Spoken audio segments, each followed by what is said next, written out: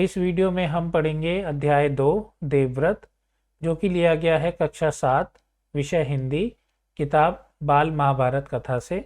अगर आपको यह वीडियो अच्छी लगे तो इसे लाइक और शेयर कीजिए और मेरे चैनल को सब्सक्राइब। तो चलिए शुरू करते हैं।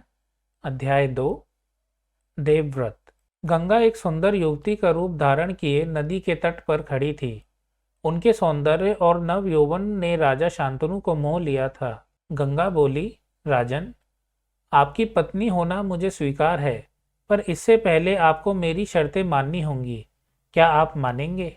राजा ने कहा, अवश्य। राजा शांतनु ने गंगा की सारी शर्तें मान ली और वचन दिया कि वह उनका पूर्ण रूप से पालन करेंगे। समय पाकर गंगा से शांतनु के कई तेजस्वी पुत्र हुए, परंतु गंगा ने उनको जीने नहीं दिया। बच्चा के पैदा होते ही वह उसे नदी की बहती हुई धारा में फेंक देती थी और फिर हंसती मुस्कुराती राजा शांतनु के महल में आ जाती थी। अज्ञात सुंदरी के इस व्यवहार से राजा शांतनु चकित रह जाते। उनके आश्चर्य और शोक का पारावार न रहता।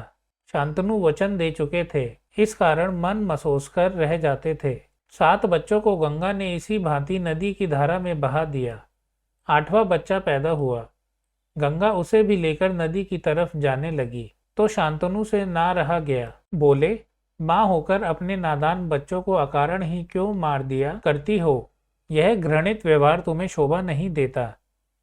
राजा की बात सुनकर गंगा मन ही मन मुस्कुराई, परंतु क्रोध का अभिनय करती हुई बोली, राजन, क्या आप अपना वचन भूल गए हैं?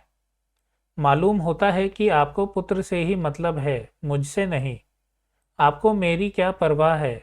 ठीक है, पर शर्त के अनुसार मैं अब नहीं ठहर सकती। हाँ, आपके इस पुत्र को मैं नदी में नहीं फेंकूंगी। इस अंतिम बालक को मैं कुछ दिन पालूंगी और फिर पुरस्कार के रूप में आपको सौंप दूंगी। यह कहकर गंगा बच्चे को साथ लेकर चली गई। यही बच्चा आगे चलकर भीष्म पितामह के नाम से विख्यात हुआ।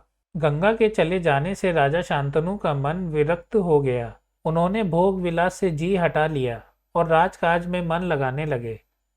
एक दिन राजा शिकार खेलते खेलते गंगा के तट पर चले गए तो देखा, किनारे पर खड़ा एक सुंदर और गठीला युवक गंगा की बहती हुई धारा पर बाण चला रहा था। बाणों की बौछार से गंगा की प्रचंड धारा एकदम रुकी हुई थी।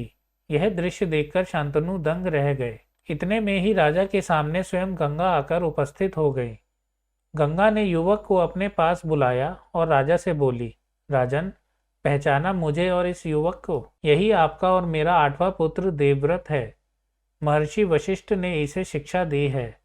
शास्त्र ज्ञान में शुक्राचार्य और रण कौशल में परशुराम ही इसका मुकाबला कर सकते हैं।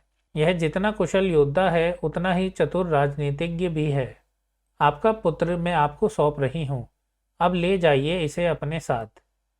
गंगा ने देवव्रत का माथा चूमा और आशीर्वाद देकर राजा के साथ उसे विदा कर दिया। तो दोस्तों, हमारा अध्याय 2 देवव्रत यहाँ पूर्ण होता है।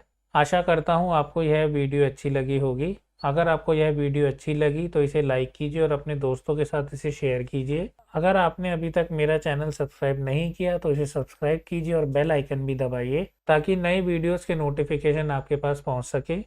मिलते हैं नेक्स्ट वीडियो में, तब तक आप अपना ध्यान रखिए और बड़ों का आदर कीजिए। धन्यवाद।